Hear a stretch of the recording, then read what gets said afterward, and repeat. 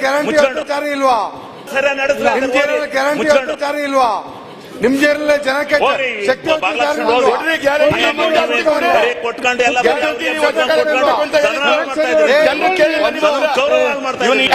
ರಾಜ್ಯದಲ್ಲಿ ಒಂದೇ ಸಮಪಾಲು ಆಗ್ಬೇಕು.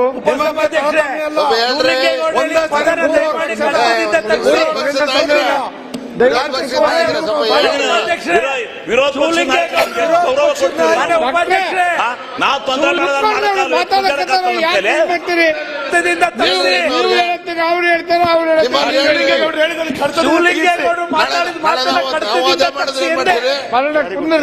ಒಂದ್ ನಿಮಿಷ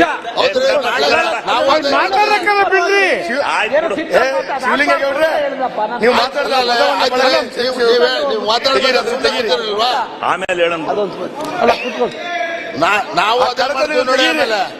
ನಾವು ಮಾತಾಡಿ ಶಬ್ದವನ್ನು ತೆಗೀರಿ.